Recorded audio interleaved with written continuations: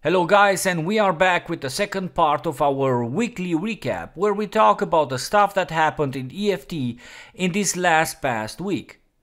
First, I want to thank you guys for letting me know that reloading function is already in the game.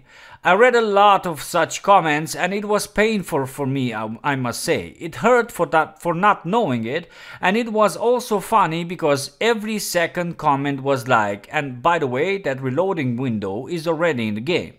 I was like, seriously dude, another player knew about it and I had no idea? And just to show you how many of you wrote it to me, just watch this.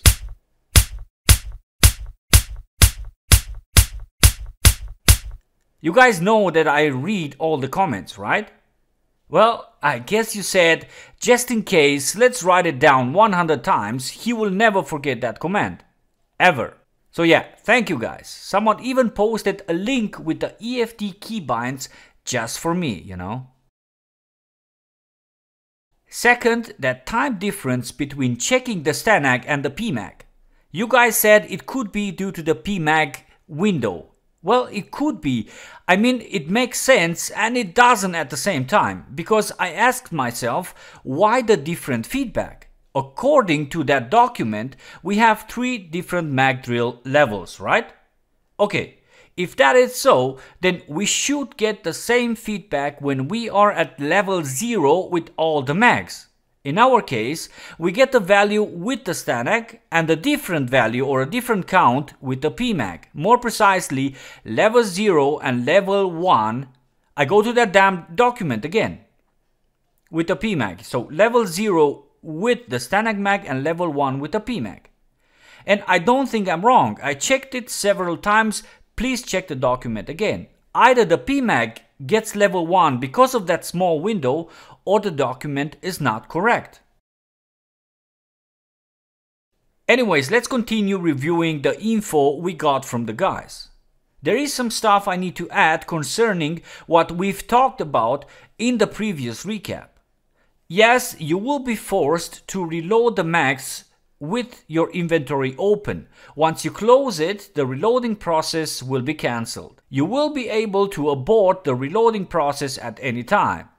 The reloading sound should be heard by other players, especially with headsets. Haven't found an official word on this, but it makes sense. It will be very nice to hear that reloading sound. It will create so many interesting situations. Hatchlings be like, let's rush him, she's reloading or something like that. I think I'm gonna try it to go hatchling with only headsets to see if that works. And another thing I found regarding mags and reloading, elite levels allow you to automatically check the mag when you move it in the inventory and make loading even faster. How cool is that going to be, right? A very interesting feature coming to the game, especially for new players, is the basic tutorial. Haven't seen much info about this and we are not sure what it is, but it could be a help tool for all those new players who bought EFT and have no idea what to do in the game. I'm really curious about this and I believe it's worthy to mention. What is going to be very important with the coming of this new patch is going to be the addition of the head face hitbox. You already heard the guys talking about it a bit. According to Nikita, there will be different zones of the head you will have to cover and protect, and hitting or killing players by shooting them in the face, literally, will be possible even with small caliber weapons. If it works properly, we will have to wait and see. This is something I was waiting for because it will increase the chance to see small caliber weapons in the game and will trigger players to aim for smaller targets and this way gain more accuracy. What I also like is the new weapon inspect window. You guys have probably seen it in the previous video or during the podcast. From now on, you will see all the attachments the weapon has at one time and will not be forced to scroll to the left or to the right anymore. Very cool stuff. I believe a community member suggested this option and the guys implemented it. Regarding the possibility to better identify players, in my opinion the situation is not that clear. The idea of the devs, from what I've heard and read so far, is to not add markers like other games have, like Arma 3 for example. Clean mentioned that in the podcast and I haven't heard Or I haven't seen Nikita being too convinced about it. They want something similar to DayZ, you know, some armbands and some different clothing, not a name on top of your head, and this is actually realistic but can cause confusion. I remember in one of my first EFT matches, I instantly killed Twinkie, who was only 3 meters in front of me, because I thought it's the enemy. I could do a video about the times I killed my teammates, really. But on the other hand, if you look at US soldiers and at Taliban forces, for example, you can clearly see who's friend and who's foe. But the more I think about it, the more complicated it gets. Squad has the same problems as EFT sometimes. You get to play as US against Russians and you see the differences. But if you're Russian and play against those insurgents, I don't have the name in mind right now and I'm too lazy to search, then you have a problem. And if you're in the forest with some shadows on, then goodbye. I team killed a lot of guys just because I had no idea they were on my team. So I guess this is something we will never be sure about. Next important topic, skills and how to reach max level. The guys attack Deadly a bit here because of the way he reached max level with his character and with encouraging others in doing that with his videos. I accused him of exploiting as well in one of my videos, if you remember. To counter this, the devs plan to add a similar feature DayZ has. Talking about EFT being unique, huh?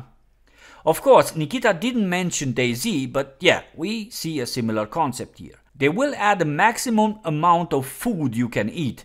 No more endless drinking and eating anymore. They also want to do a skill rebalance very soon. And I'm gonna let the guys talk about it a bit because I really like seeing or hearing Deadly admitting that he was exploiting the game with that behavior. I have nothing against him, guys. The more I watch his videos, the more I see how professional and good he is. I also did exploiting myself, so no problem here whatsoever. So I guess we can go ahead and move into our next talking point, and this is one of the reasons why I wanted Deadly Slop here on the podcast. Oh, really? Yes, really. Skills, how they're leveled, and how they affect your character. So one thing, and I'm not trying to call you out, Deadly, but you know, skills right now, they have a really adverse effect on your performance. Like strength is extremely crazy. You run super fast, you jump super high. Recoil control drastically reduces your recoil, which, you know, again makes sense. If you're a skilled shooter, you can control your gun well. You know, endurance, you know, there's no weight effect on your character for running, but I know that's a planned feature and stuff like that. So what's like one way we could kind of balance out skills so that people don't have to like basically keep spamming, you know, to level up, like putting a bunch of pineapple juice in their backpack and drinking it every raid, or going into a raid with a bajillion grenades and throwing it like pineapple juice. Just give them diarrhea and you die. You will not be able to drink a lot. Like you'll have a stomach, like you'll have a stomach. Yeah, you will have the full stomach, and this will be like a debuff for you. Oh, so because like well, yeah, if you eat a lot in real life, you can get stomach aches. You'll be like full, you'll cramp up. They actually do that in DayZ, where if you're too stuffed, your guy will start puking, and that'll mess you up if you're in combat. You know, slow you down. Yeah, lower your endurance. Yeah.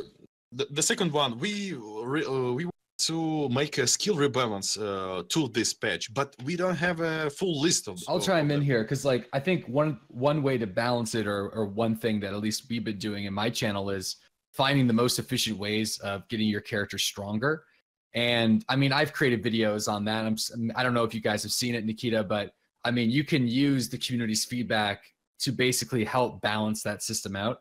Yeah. For example, like sitting in a bush and like purposely dehydrating yourself to take pain damage to level up your stress resistance. Of course, like that's something that needs to be balanced out. Like, you wouldn't do that. You know, running into like a map with, again, like you said, like a backpack full of pineapple juice and just having your bladder full, like you get shot and you're just leaking pineapple juice. Well, and I actually was thinking about that. There is an elegant solution, similar to the way MMORPGs do it.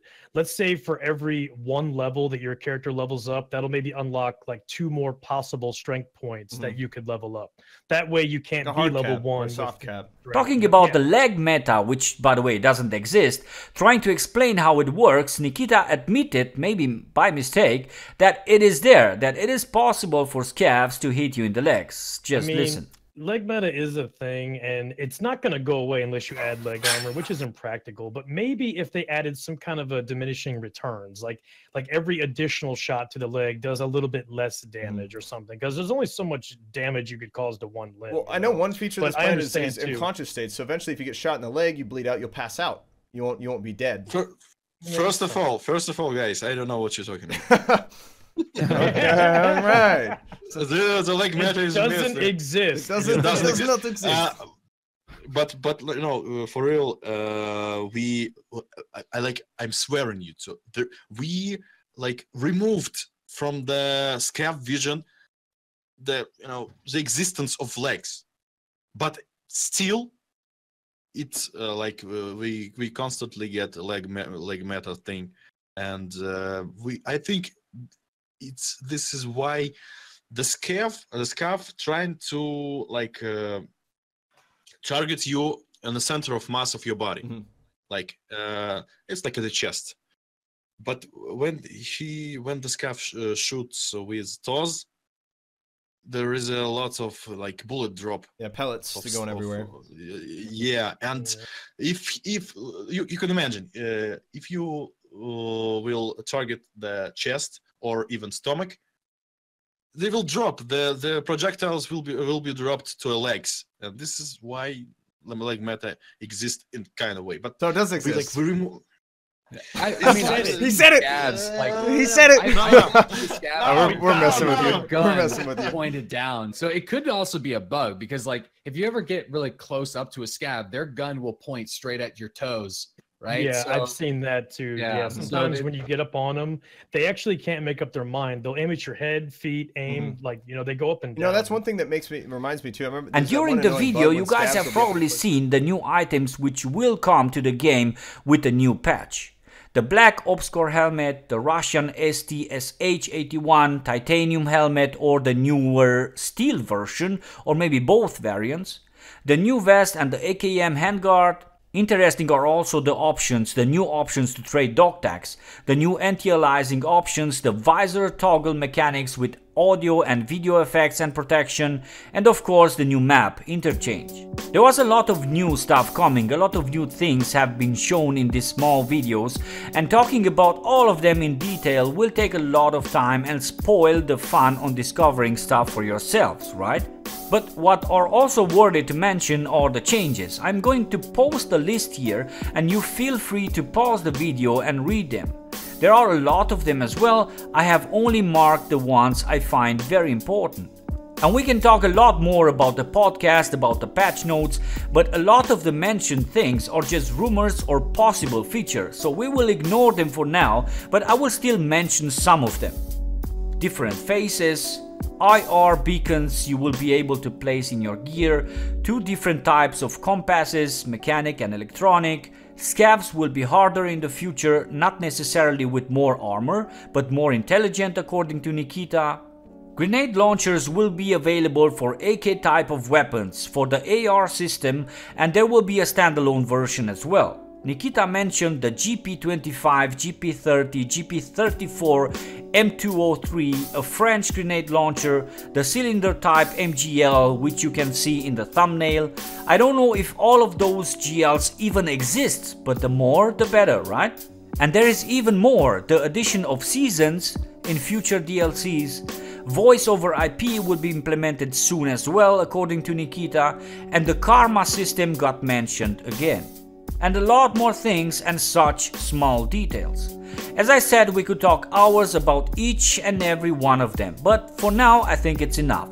And a lot more things and such small details. As I said, we could talk hours about each and every one of them, but for now I think it's enough. We will also leave some stuff to be uncovered, revealed in the game, and pretend to be surprised once we find them. This was Redseven with the second part of the weekly recap. Thank you guys for watching, and thank you patrons for the awesome support. See you guys soon, enjoy the patch, if we don't chat till the next time. If not, then we will talk again in the next weekly recap, or who knows, sooner in a new video. Redseven out, peace.